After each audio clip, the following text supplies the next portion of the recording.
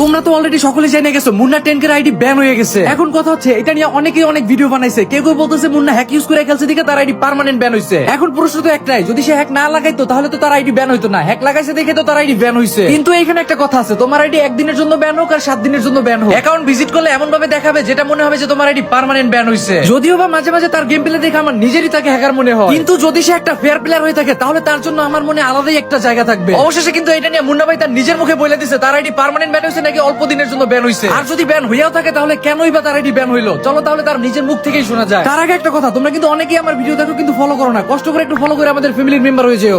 Munna 10K। চলো এখন আমরা মুন্না ভাইয়ের কাছ থেকে শুনি মুন্না ভাইয়ের আইডি কি পার্মানেন্ট ব্যান হয়ে গেছে নাকি কি কারণে ব্যান হয়েছে, কয়দিনের জন্য ব্যান হয়েছে, এটা মুন্না ভাইয়ের মুখ থেকেই শুনি। তো হ্যালো মুন্না ভাই। হ্যাঁ ভাই, কি অবস্থা?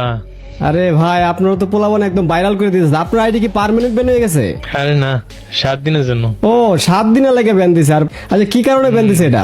এখন আমার তো মনে হয়, আমি রিসেন্টলি দেখছেন ওই যে জিগজ্যাগ মুভমেন্ট করে খেলতাম ওই যে বেটাতে, হ্যাঁ বেটা ভার্সন। আমার মনে হয় ওইটাতে করার জন্য হয়েছে। আবার গ্লিচও ইউজ করছিলাম, ওই যে গ্লিচ বলতে ওই যে মাটির নিচে যাওয়ার। তাইলে জানি না হচ্ছে এখন ভাই। কোনটা মেন রিজন ধরছে, আমার মনে হয় বেটার জন্য ধরছে, ওই যে বেটা। তো গাইস সবাই তো ক্লিয়ার হয়ে গেল, যার 7 দিনের জন্য ব্যান হয়েছে অলরেডি 5-6 দিন হয়ে গেছে, আগামী কালকে মেবি খুলে দিবে।